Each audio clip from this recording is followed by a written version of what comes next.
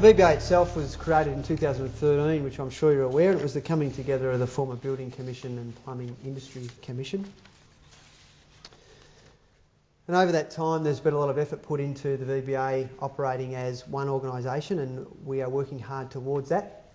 And we also recognise that the VBA, in terms of its presence, might not be as recognisable as the Plumbing Industry Commission has been historically. So your attendance here and our contribution to these sort of seminars is an important part of us bringing about that recognition.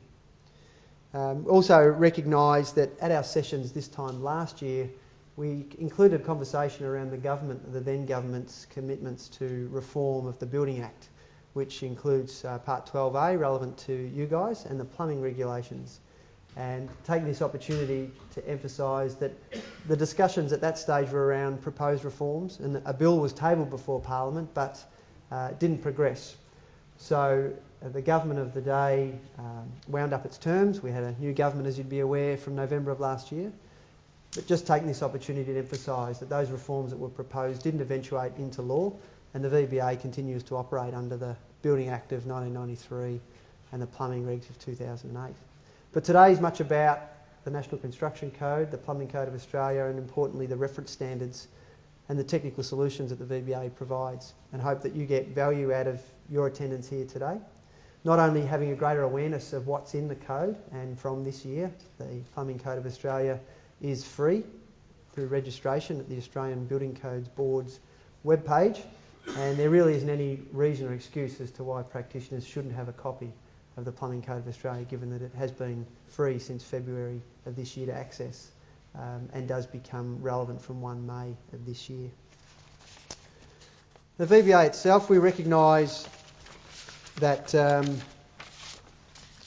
we're responsible for both building and plumbing, as I've mentioned, and that we aim to ensure that in both the plumbing and building industries, the VBA can be a regulator that is trusted, that we can obtain the respect of the industry, and that's through our proactive engagement and listening to yourselves, but also ensuring that we can provide ready, current and accurate information for yourselves in a timely manner. And importantly, through those two things, a trusted regulator and a respected industry, that consumers and the community are better informed.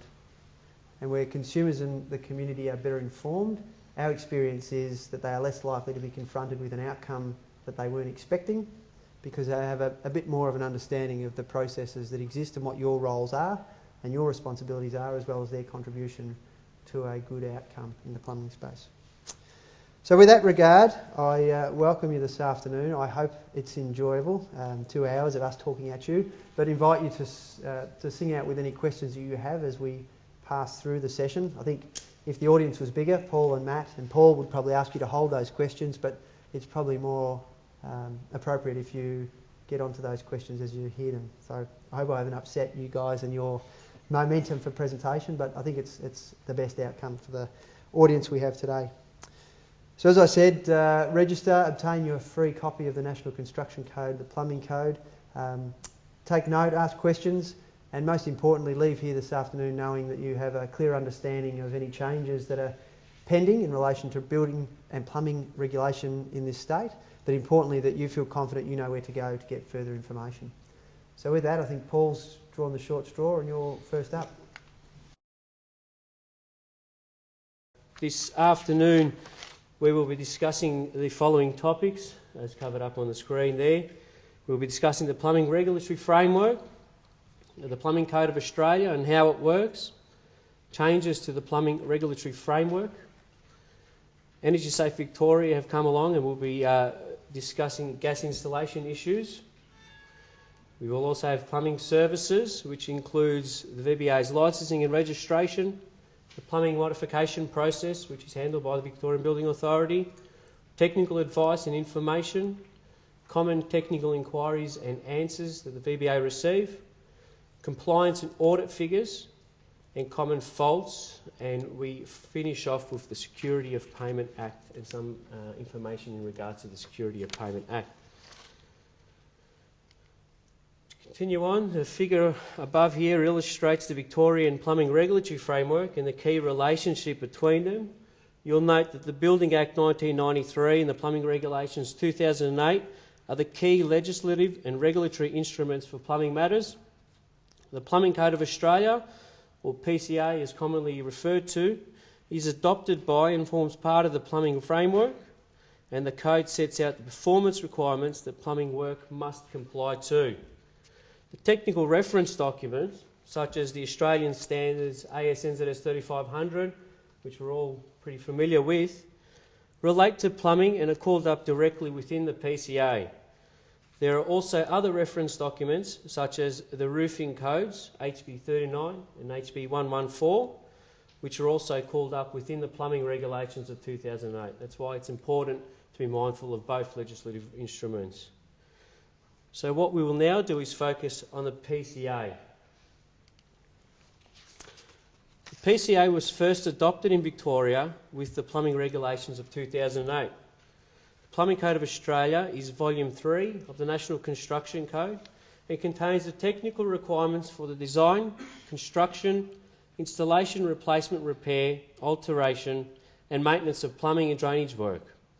The PCA requirements are applicable to Victoria include water services, sanitary plumbing and drainage systems, roof drainage systems and HVAC systems. It also contains the materials and product certification requirements such as the Watermark Certification Scheme. So this diagram, which is also found in the PCA, talks about the operating structure. Basically, there are two levels to the structure.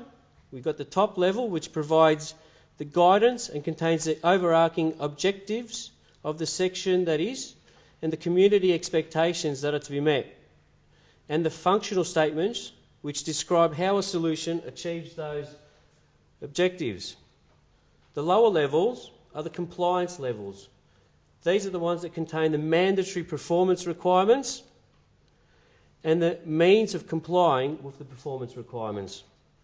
You will note compliance can be achieved by using either a deemed to satisfy provision, also referred to as the DTS, or through an alternative solution.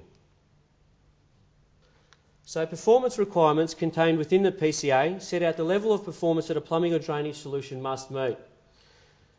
An example under the sanitary plumbing section of the PCA, also CP 1.1D, states that a sanitary plumbing system must be designed, constructed and installed in such a manner as to provide adequate access for maintenance of mechanical components, operational controls and for clearing blockages.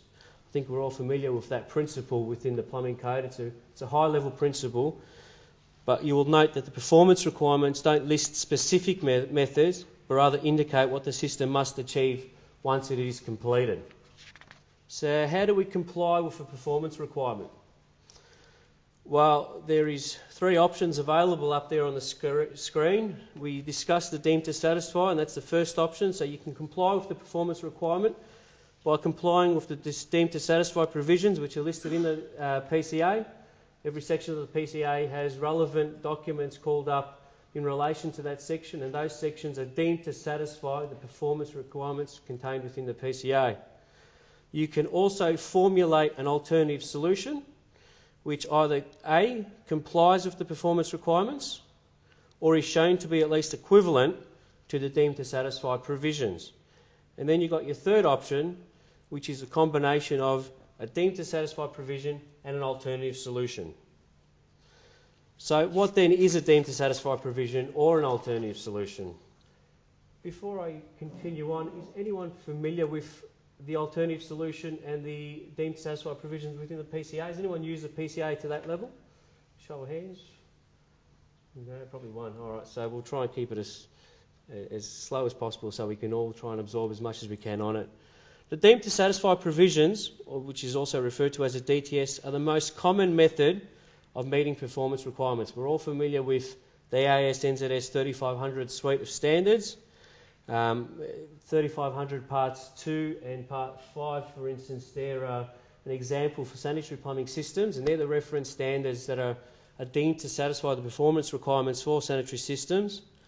We see the DT satisfy solutions in the PCA predominantly refer to these Australian standards and also other technical documents that are listed within. Likewise, Victoria along with all the other states and territories, have variations within the PCA. Practitioners are advised to always check and see if there's a variation listed within the PCA.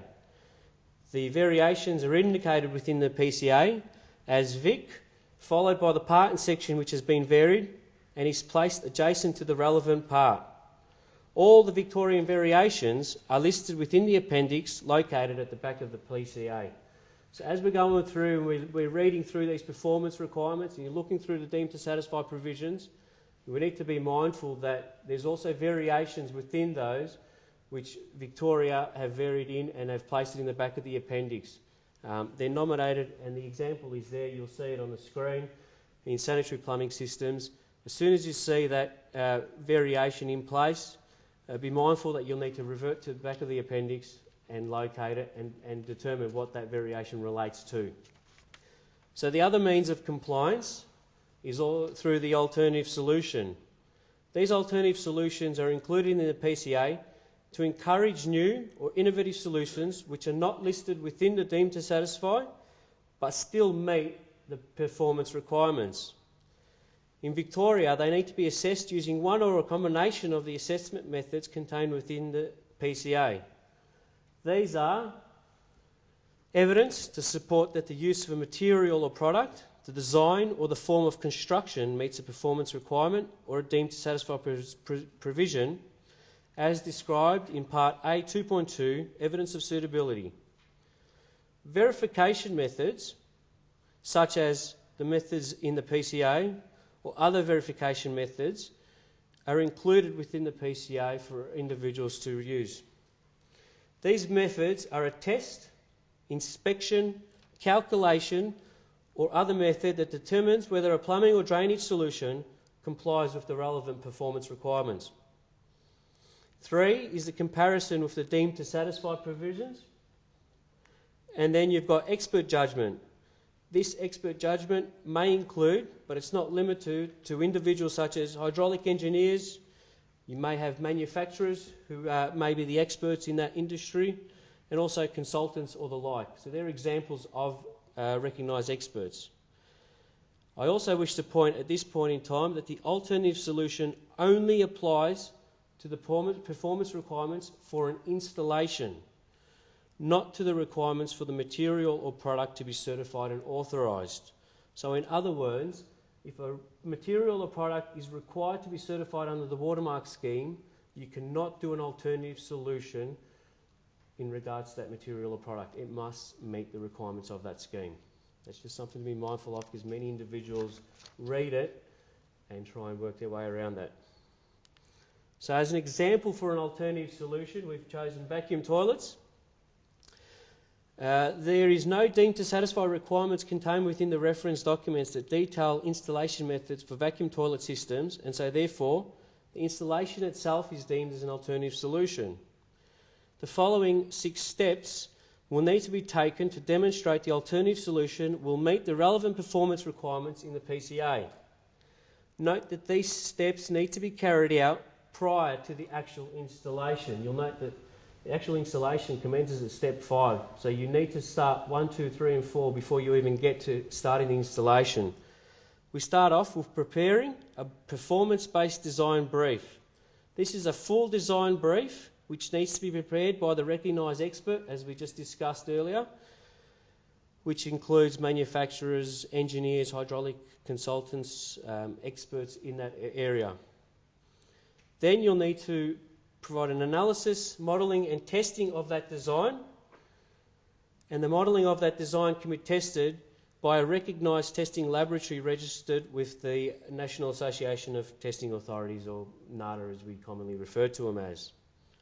Once the test results are collated and evaluated, the results will then demonstrate that they will meet the performance requirements. Then the results will need to be documented within a final report, and the report will need to be retained with the relevant compliance certificate for 10 years. You will note that the compliance certificate must also include details that the installation is carried out as an alternative solution to meet the relevant performance. So once you've carried out all those steps, you carry out your installation, you will need to detail that on your compliance certificate. So, to summarise, should a practitioner wish to use an alternative solution, they need to carry out the above process to demonstrate that their solution will meet these performance requirements. The practitioner will need to be assured and satisfied that the alternative solution works, as they will ultimately be responsible for signing off the compliance of it and be responsible for the work itself. The above wording is an example of what to include in a compliance certificate to indicate that an installation is carried out as an alternative solution. So as we discussed earlier, we need to detail the compliance certificate to indicate that it is going to be an alternative solution. In this instance, we've used the example described above in the installation details of the compliance certificate, and the wording we've used is, this plumbing work has been installed as an alternative solution to meet the performance requirements of BP 2.1 through to BP 2.8, which is the performance requirements contained within that section of the PCA. Using the verification method, once again, BV 2.1 is a verification method listed within that section of the PCA of the Plumbing Code of Australia. All the copies of the reports under these alternative solutions approach must be retained with the CC as discussed, and the CC, if the CC is not detailed, and this is the really important part, to indicate that it is an alternative solution, the work performed is assumed to be carried out under a deemed to satisfy compliance pathway. So basically, if the compliance certificate has not been detailed that it has been carried out as an alternative solution, when you're being audited or whatever instance occurs in the future, it will always default as a deemed to satisfy. It needs to be nominated. There's no point in saying once an issue has occurred 6 months down the track, oh, by the way, I've done that as an alternative solution, because it's not detailed in the compliance certificate, and so therefore deemed to satisfy will always become the default.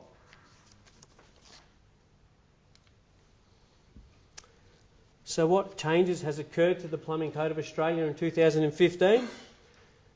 There has been no major changes in 2015. The additional guidance information was added, which includes the explanatory information and also the cross-code consideration. These appear as shaded grey boxes aimed at providing additional information to practitioners, and these cross-code and consideration boxes are intended to alert practitioners of the requirements contained within the National Construction Code Volumes 1 and 2, which relate to Volume 1 relates to Class 2 and 9 through to 9 buildings, and then you've got Volume 2, which relates to Class 1 buildings. So it's more in the scope of where the building practitioners are working in. You'll note that in the Plumbing Code of Australia, these explanatory information boxes would appear in these grey shaded out boxes as such, and they're just there for your own guidance to trigger the cross-code consideration. One of the new initiatives that has occurred as of this year is the National Construction Code series, which includes the Plumbing Code of Australia, is now available in free download as of the 1st of February 2015. This was made possible due to the state, territory and Commonwealth governments agreeing to fund their availability, and users can now download the 2015 version, including printing directly from the website. To do so, user can go to www.abc.gov.au and register to gain the access to the free documents. Just a friendly reminder that the 2015 version of the PCA comes into effect as of the 1st of May 2015. So it's freely available now. You can register online with the ABCB, and you will also be kept up to date with any future amendments that occur from there onwards. So I've just spoken about the key changes to the PCA, which is one of the legal documents forming the plumbing regulatory framework in Victoria. I'll now go through some of the other notable changes that has occurred in the plumbing regulations of 2008 and a number of reference plumbing standards. The key changes to the plumbing regulatory framework since the last plumbing industry seminar relates to update competency units for plumbing qualifications, which was prescribed on the 9th of October 2014. The changes affects the units of study that must be completed as part of a qualification in order to be eligible for registration or licensing in plumbing work. This only affects plumbing apprentices studying to become a plumbing practitioner. Some of the additional changes, including simplifying the training pathway for Arctic refrigerant handling licence and a new competency unit requirement in order to gain qualifications for specialised class of plumbing in Type A appliance servicing, Type B gas fitting and backflow prevention. There was also some changes made to a number of reference standards.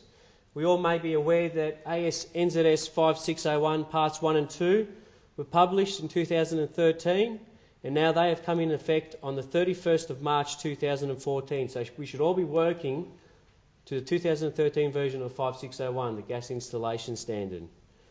Likewise, AS NZS 3500 Part 3, the stormwater drainage standard, has been published and came into effect on the 2nd of March of this year. The VBA have included in their website some information on the changes relating to each of these standards. I'd advise you to continuously visit the website so you can keep up to date with all the standards that have been amended over the time. So I've just mentioned Part 3 stormwater drainage, and I'm not sure if any one of us out here have actually been made aware that Part 3 was just republished as of this year. This has been done so on the 2nd of March as discussed.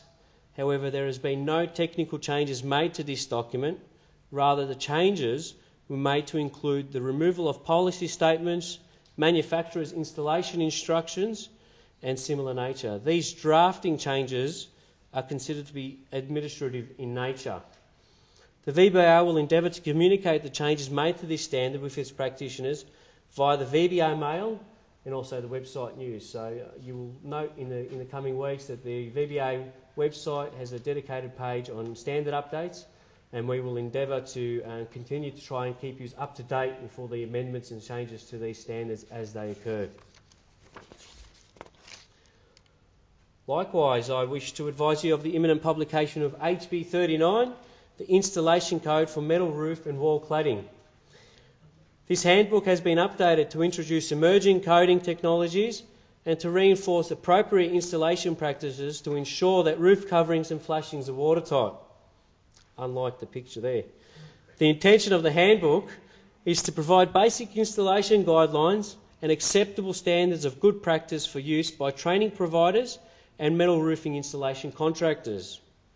The general design and sizing principles of the roof drainage system indicated in HB 39 may also be utilised when installing drainage outlets, downpipes and overflow provisions in above ground external areas of buildings such as drains from balconies, patios and the like.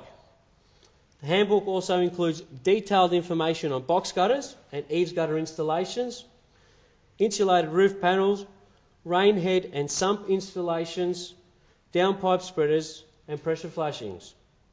The VBA will notify plumbing practitioners when HB 39 is finally published and will endeavour to communicate the changes to the document to the industry.